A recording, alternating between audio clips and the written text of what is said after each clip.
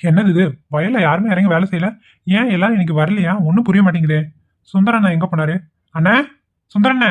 தம்பி, வாங்க தம்பி. அண்ணா இங்க வாங்க. தம்பி, என்ன தம்பி, எது கூப்பிட்டீங்க? என்னண்ணா ஏதோ தெரியாத மாதிரி கேக்குறீங்க? ஏன் வயல்ல யாருமே வேலை செய்யல? எங்க போயிட்டாங்க எல்லாரும்? தம்பி, சொல்றேன்னு தப்பா எடுத்துக்காதீங்க. இன்னும் யாருக்கும் கூலி கொடுக்கவே இல்ல. உங்களுக்கு அது ஞாபகம் இருக்குதா இல்லையா? என்னண்ணா சொல்றீங்க? கூலி கொடுக்கவே இல்லையா? எத்தனை நாள் இது?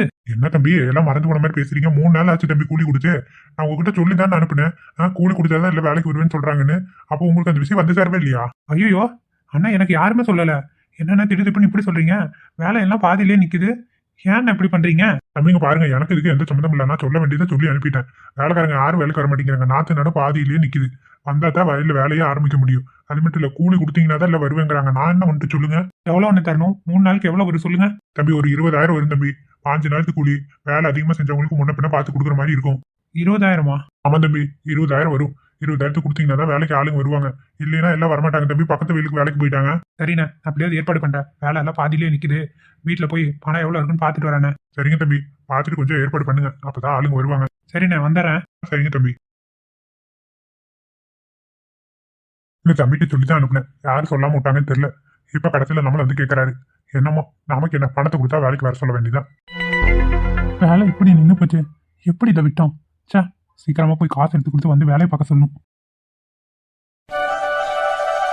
ஏமாடி, ஏதோ எங்களால முடிஞ்சது சிம்பிளா ரெடி பண்ணியிருக்கோம். சந்தோஷமா ஏத்துக்கணும், சரியாமா?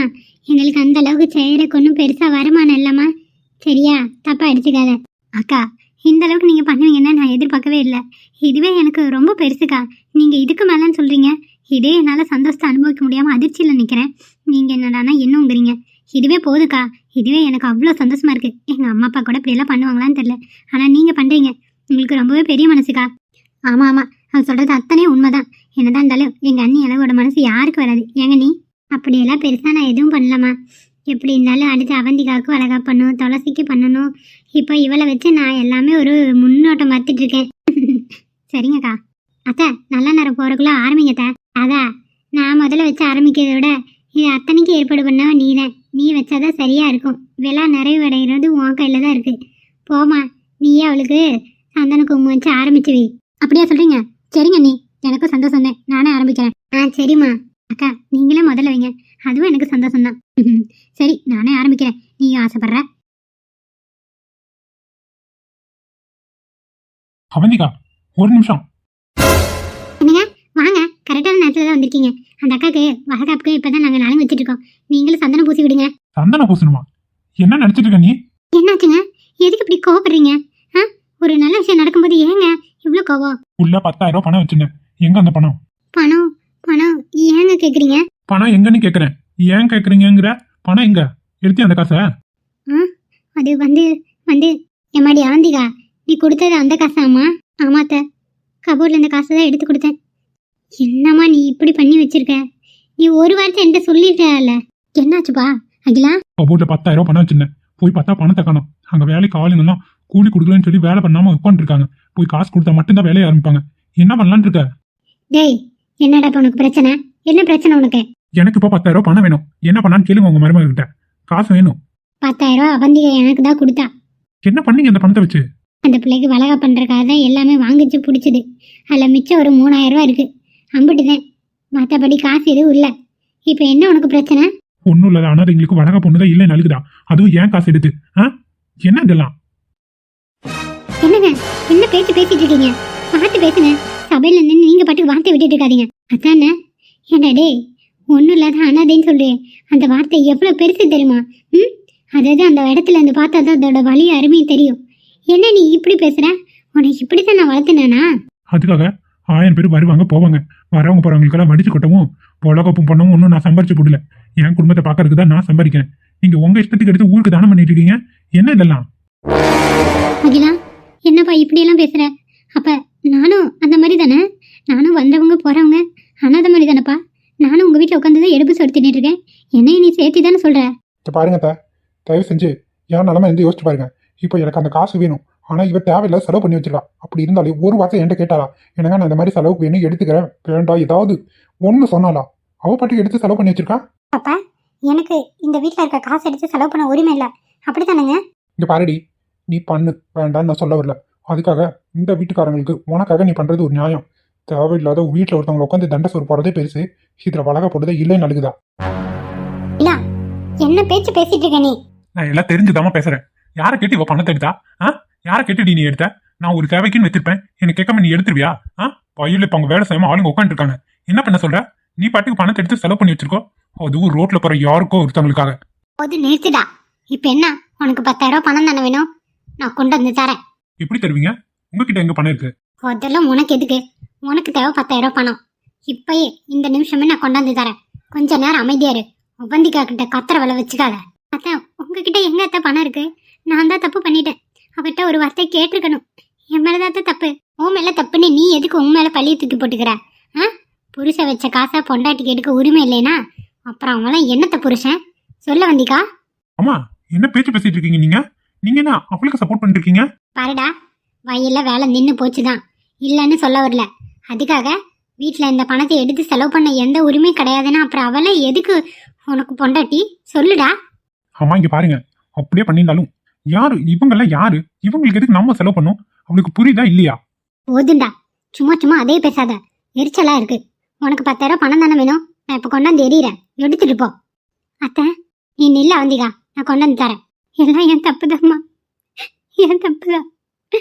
ஒன்னுத்துக்கு வழி இல்லாதவ எதுக்கும் ஆசைப்படக்கூடாது. முறையா தாலி கட்டிட்டு வந்திருந்தா கூட கிடைக்க வேண்டிய மரியாதை கிடைச்சிருக்கும். ஓட்டிக்கிட்டு வந்தவ தானே, அவளுக்கெல்லாம் என்ன மரியாதை?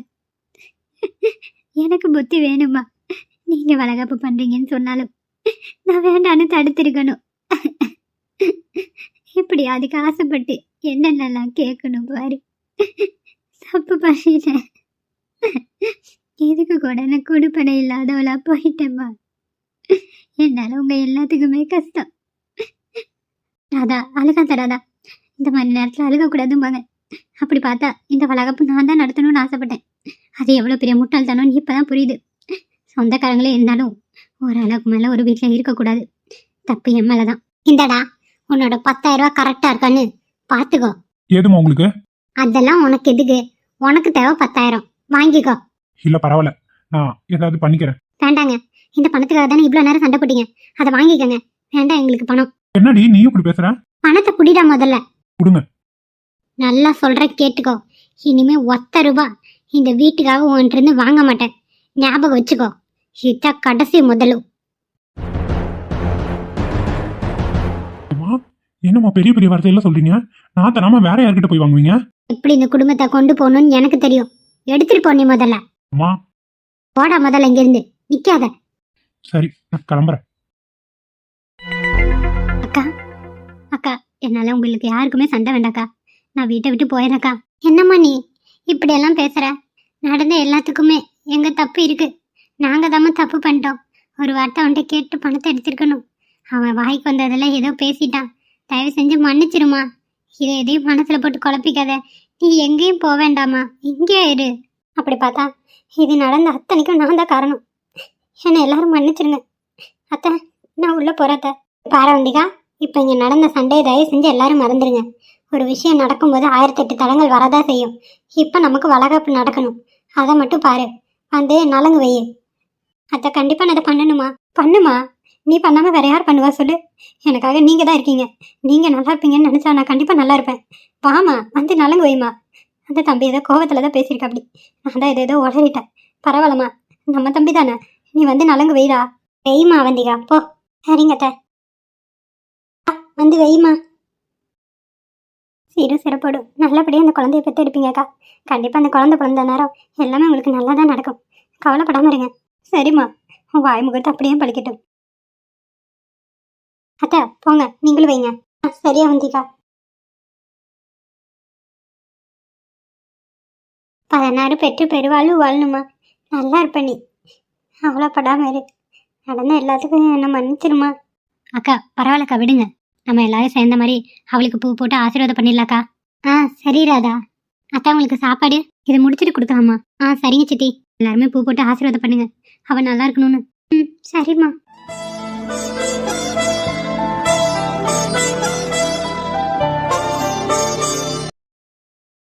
அவந்திகா சந்தியா நான் சாப்பாடு கொடுத்துக்கிறேம்மா, நீ போய் படுக்கிறனா படு. சரிங்க சித்தி, பார்த்துக்கங்க, நான் உள்ள போறேன். சரிடா போ. நானும் பார்த்துட்டே இருக்கேன். அந்த கமிஷன் காசை தருவனான்னு சுத்திட்டு இருக்கு இந்த புள்ள. இந்த புள்ள பேச்ச கிட்ட தானே அந்த ஓனரை மட்டும் அதை இதையும் பேசி சமாதானப்படுத்தி வச்சேன். இது என்ன இப்படி இருக்கு? எனக்கு சேர வேண்டிய கமிஷன் எப்ப தரலான்னு இருக்குன்னு தெரியல. வருது இல்ல, இப்போ கரெக்டா கேட்கறேன். அண்ணே, என்னண்ணே எதுவுமே பேச மாட்டேங்கிறீங்க? பேசுற அளவுக்கு யாரும் நடந்துக்கலையம்மா, அப்புறம் எப்படி நான் பேசுறது? என்னாச்சுண்ணே இவ்வளோ கோவமா இருக்கீங்க? நான் என்ன தப்பு பண்ணேன்? மனசாட்சி தொட்டு சொல்லு, நீ எந்த தப்புமே பண்ணல. அண்ணே என்னன்னு எனக்கு ஒன்றும் புரியல. நேரடியாக விஷயத்துக்கு வாங்கண்ணே. என்னென்ன பண்ணேன்? நான் ஏதாச்சும் தப்பு பண்ணிட்டேனா? அவன் பேச்ச கேட்டு ஓனரை மட்டும் அதை இதையும் பேசி அவன் கூட வந்தாலே ஃப்ரெண்டு அவளை தங்க வைக்க ஏற்பாடு பண்ணு. எனக்கு நீ என்னமா பண்ண? அண்ணே நான் மறந்துட்டேண்ணே, மன்னிச்சிருங்கண்ணே. அது எப்படிமா எனக்காக காசு கொடுக்கணும் உங்களுக்கு எல்லாம் ஞாபகமே இருக்க மாட்டேங்குது? எப்படி இப்படி இருக்கீங்க? அண்ணே கோவப்படாதீங்கண்ணே, உங்களுக்கு 1000 ரூபா கமிஷன் தரேன்னு சொன்னேன், அதை நான் இப்போ கொடுத்துட்றேன். என்னது 1000 ரூபாயா? 1000 ரூபாய் வச்சு நாக்காவை வலிக்க முடியும்? அண்ணே என்ன 1000 ரூபாய் வச்சு என்ன பண்ண முடியும்? எனக்கு 2000 ரூபாய் வேணும். என்ன பண்ணுவேன் எது பண்ணுவேன் எனக்கு தெரியாது. 2000 ரூபாய் கமிஷன் கொடு, இல்லைன்னு வச்சுக்கோ ஓனரை மட்டும் அதை இது சொல்லி கொடுத்து அந்த பிள்ளைங்க இங்க இருக்க விடாம பண்ணிடுவேன். ஜாக்கிரதை. என்னண்ணே இப்படி அநியாயத்துக்கு பண்றீங்க? அவ மாசமா இருக்க பிள்ளைன்னு உங்களுக்கு தெரியும். அவ கஷ்ட நஷ்டம் எல்லாமே தெரிஞ்சுட்டு இப்படி பேசுறீங்களேண்ணே. உங்க கஷ்டத்தை நான் புரிஞ்சுக்கிறேன், என் கஷ்டத்தை யார் புரிஞ்சுக்கிறீங்க? உனக்கு 2000 ரூபாய் கொடுக்கறதுக்கு வலிக்குது அப்படிதானே? இல்லண்ணே நான் கொடுத்துருவேன். இந்த மாதிரி பேச்செல்லாம் பேசாதீங்க. உங்களுக்கு பணம் தானே வேணும், நான் இப்ப தரேன். எடு முதல்ல நீ காசு எடுத்துட்டு அப்புறம் இல்லாத நான் பேசு. தரேண்ணே, தராம எங்க போறேன்? இப்பயே கொடுத்துட்றேன். இந்தாங்கண்ணே அவங்க 2000 ரூபாய் வாங்கிக்கோங்க. அந்த பயம் இருக்கட்டும், கொடு. அண்ணா ரொம்ப அதிகண்ணே இந்த காசு. என்னமோ எங்க அப்பாவுக்கு செஞ்ச மாதிரி நினைச்சுக்கிறேன், வச்சுக்கோங்க. நான் உள்ள போறேண்ணே. அட கடவுளே, அப்பாக்கு செஞ்ச மாதிரி நினைச்சிட்டு சொல்லிட்டு போது அவசரப்பட்டுட்டோமோ காசுக்காக. சே, எனக்கும் 1008 பிரச்சனை இருக்கு. என்ன பண்றது? அந்த ஒரு கோவத்துலதான் பேசிட்டேன். அந்த பிள்ளை என்ன நினைச்சதுன்னு தெரியல, வாய்க்கு வந்தபடி பேசிட்டேன். தப்பு பண்ணிட்டேன். காசுக்காக ரொம்ப கீழ்த்தனமா இறங்கி பேசிட்டேன். அப்பான்னு சொல்லிட்டு போதே இந்த மனசு யாருக்குமே வராது. என் பிள்ளையா இருந்தா அப்படி பேசிருப்பானா? கடவுளே, தப்பு பண்ணிட்டேன். பரவாயில்ல, இன்னைக்கு போட்ட முதலுக்கு நல்லா லாபம் பார்த்தாச்சு. இனி நாளைக்கு மத்தியானம் சாப்பாடு சேர்த்து ஏதாவது போடணும். கிளறின சாப்பாடு மாதிரி ஏதாவது போடலான் இருக்கேன். பார்க்கலாம், நாளைக்கு செலவெல்லாம் காய் விலை எல்லாம் எப்படி இருக்குன்னு பார்த்துட்டு தான் அடுத்த முடிவு எடுக்கணும். இப்பயே அவசரப்படக்கூடாது. இவன் என்ன தூங்கலையா? உக்காந்துட்டு இருக்கா. என்ன வந்தா அவ பாட்டுக்கு அமைதியாவே இருக்கா? என்னாச்சுன்னு தெரியலையே.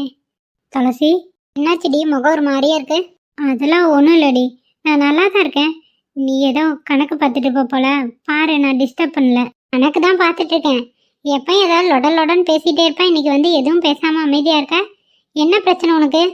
எனக்கு ஒன்றும் பிரச்சனை இல்லடி, நீ கணக்கு பாரு. சொல்லுடி. சும்மா உன்ட்ட செஞ்சுக்கிட்டே இருந்ததை சொல்லுவியா? என்னன்னு ஒரு டைம் கேட்டால் சொல்ல முடியாது உன்னால? இல்லடி துளசி, அது வந்து கீழே வாட்ச்மேன் அண்ணா இருக்கார்ல, உன்னை சேர்த்து விட்டதுக்கு கமிஷன் காசு தரேன்னு சொல்லியிருந்தேன். 1000 ரூபா கொடுத்தேன். பத்தலன்னு சொல்லி 2000 ரூபா கேட்டாரு. கொடுத்துட்டு தான் வந்தேன். அதுக்கு என்ன, அதான் கொடுத்துட்டல. ஆனால் அதுக்குன்னு 2000மா? என்ன பண்ணுறது, வாயை தந்து கேட்குறாங்க, கொடுத்து தானே ஆகணும். சரி, கொடுத்தனால என்ன? அதுக்கும் நீ இப்போ உட்காந்துருக்கிறதுக்கு என்ன சம்மந்தம்? அதுக்குன்னு வாய்க்கு வந்த என்னென்னமோ பேசிட்டாரு துளசி.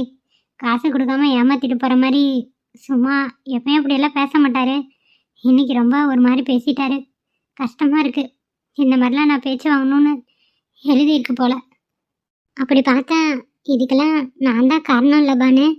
நான் உன்னை வந்து தொந்தரவு பண்ணதுனால தானே இத்தனை பிரச்சனையும் உனக்கு. தியா, உடனே நீ இப்படி பேசுகிற. இதுக்கு தாண்டி உன்ட்ட எதுவும் சொல்கிறதில்ல. இருந்தாலும் நான் தான் வந்து உன்னை தொந்தரவு பண்ணிட்டேன். அப்படி தானே பானு? எல்லாம் பேசாதடி, நீ என்னோட ஃப்ரெண்டு. உனக்காக நான் இது கூட பண்ண மாட்டேனா? சொல்லு. என்ன இருந்தாலும் அதுக்கு நானும் ஒரு காரணம் தானே பண்ணு. நீ என்ன சொன்னாலும் அதை இல்லைன்னு மறுக்க முடியுமா சொல்லு? விடுடி, இதெல்லாம் ஒரு பெரிய விஷயமா? தட்டி தூக்கி எஞ்சிட்டு போயிட்டே இருக்கணும். நம்ம போகிற வழியில் 1000 முள் கிடக்கும், எடுத்து போட்டு போயிட்டோம் தான் போகிற பாதையை போய் அடைய முடியும். ஐயோ இந்த முள் குத்துது அந்த முள் குத்துதுன்னு அங்கேயே நின்றோம்னு வச்சுக்கோ, நம்ம கோலை நோக்கி போகவே முடியாது. முதல்ல நீ அதை புரிஞ்சுக்கோ. இதெல்லாம் சப்பா மேட்ரு, சால்ட் வாட்டர் இந்த பானுமதிக்கு. சாரிடி. சரி விடு. ஆமாம், கணக்கு பார்த்துட்டு இருக்கே, என்னாச்சு? அதுவா பானு, இன்னைக்கு கடையில் நல்லா லாபம் வந்திருக்கு. அதே போல் நாளைக்கு கொஞ்சம் கலர்னா சாப்பாடுலாம் போடலான் இருக்கேன். நீ என்ன சொல்கிற? துளசி, ஒரு நாள் நல்லா ஓடு, ஒரு நாள் ஓடாமல் கூட போகும். இன்னைக்கு ஓடிச்சுங்கிறதுக்காக நாளைக்கு நிறைய சரக்கு போட்டு ஓடலைன்னா என்னடி பண்ணுவ? அதெல்லாம் எங்கே கொண்டு போய் கொட்ட முடியும் சொல்லு? எனக்கு நம்பிக்கை இருக்குது ஓடுன்னு. அதனால் நாளைக்கு கொஞ்சம் கலர்னா சாப்பாடு போடலான் இருக்கேன். காலையில் எப்படி எல்லா டிஃபனும் தீந்து அதே மாதிரி மத்தியானமும் தீந்துடும் நம்பிக்கை இருக்குது. பார்க்கலாண்டி, ஒரு முயற்சி தானே. துளசி நாளைக்கு எனக்கு வேலை இருக்குடி, கம்பெனிக்கு போயிடுவேன். ஓ நாளைக்கு நீ வரமாட்டியா? சரிடி, போயிட்டு சாயங்காலம் வரியா? சரி, வேலை முடிச்சானா கண்டிப்பா வந்துடுறேன். சரி பானு. சரி படுக்கலாமா? டயர்டா இருக்குடி. சரி நீ படு, இன்னும் கொஞ்சம் கணக்கு முடிக்கணும், நான் முடிச்சு வச்சுட்டு தூங்குறேன். சரி துளசி.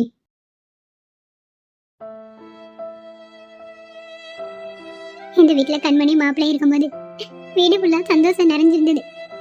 இந்த வீட்டுல ஒரு குட்டி குழந்தை தவளை போதுன்னு சந்தோஷத்துல புகரிச்சு போய் கிடந்திருந்தேன். எல்லாமே போச்சே, எல்லாமே அடியோடு அழிஞ்சு போச்சே. நான் கண்ட கனவெல்லாம் கனவாவே போச்சே. கண்மணி இப்படி கோச்சிட்டு போற அளவுக்கு நான் என்ன தப்பு பண்ணேன்? இப்படி போயிட்டாலே. அவளை தூக்கி வளர்த்தனேன், இவ்வளவுதானா என் பாசம்? பாசத்தை தூக்கி கடன் போட்டாலே. ஒருவேளை நான் அவளை ரொம்ப கொடுமைப்படுத்திட்டேனோ, இதை சாப்பிடு அதை சாப்பிடு குழந்தைக்கு நல்லதுன்னு ரொம்ப தப்பு பண்ணிட்டேன்னு நினைக்கிறேன். அதனாலதான் அவ இப்படியெல்லாம் பேசிட்டா. தப்பு என் மேலதான், அவளை சொல்லி குத்தம் இல்லை. என்னமோ நடந்ததே நடந்துடுச்சு. நான் இனிமே இங்க வரமாட்டான்னு நினைக்கும் போது மனசு அறுக்குது. என்ன என் கண்மணியும் மாப்பிள்ளையும் இங்க வந்துட மாட்டாங்களான்னு ஏங்குது, மனசு தேடுது. ஆனா அவ வரமாட்டாளே, கல் நெஞ்சக்காரி வரமாட்டா. அடுத்த காரி அவ. கோயிலுக்காவது போயிட்டு வருவோம். இப்படியே அழுது உட்காந்துருந்து என்ன ஆக போகுது? அவங்க வரலனாலும் பரவாயில்ல, அவன் நல்லா இருக்கணும்னு சொல்லி வேண்டிட்டு வருவோம்.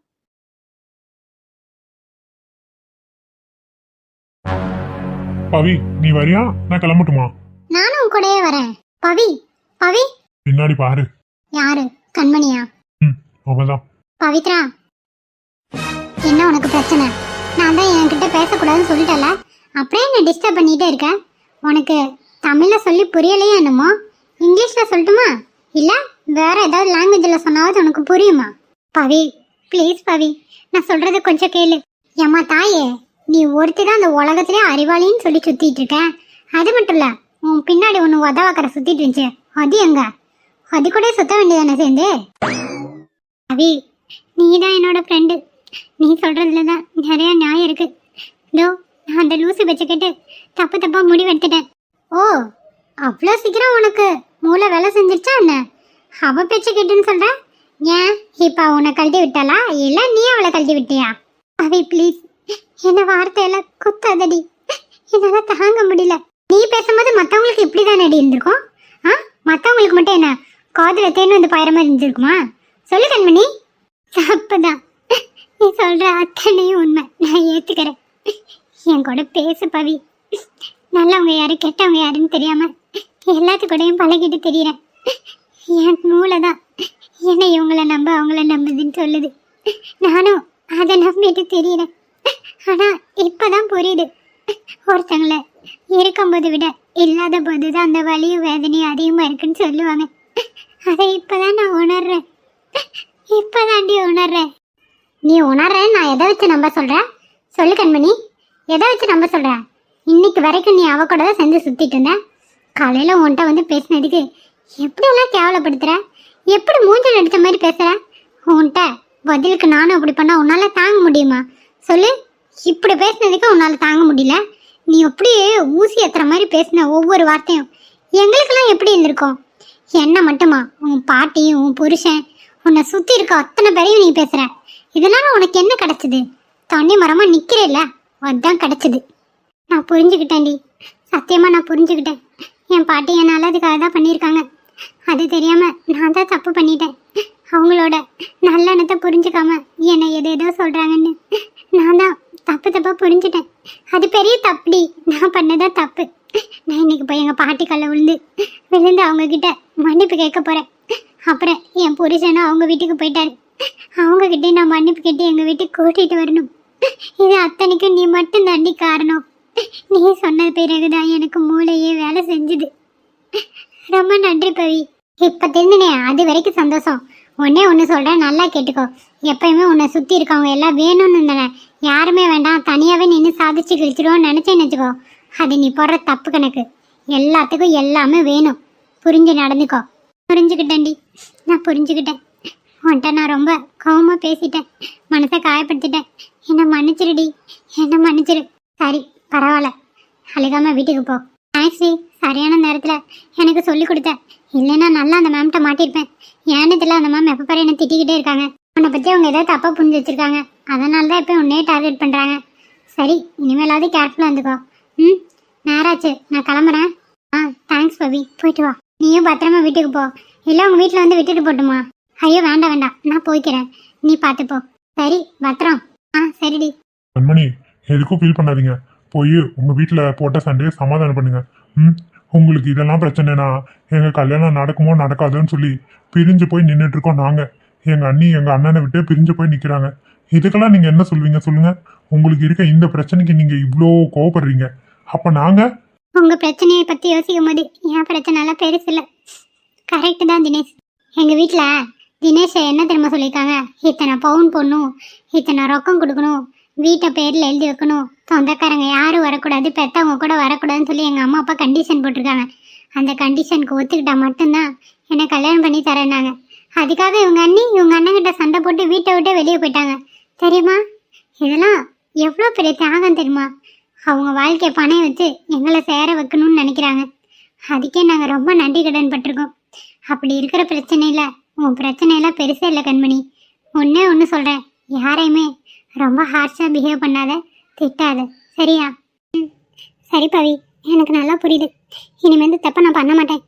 சரி பவி, நான் கிளம்புறேன். ம், சரிடி, பார்த்துப்போ. போலாமா? ஆ, நான் பஸ் ஏறி போய்க்கிறேன், நீ கிளம்பு. சரி வா, அப்படியே போவோம். ம்.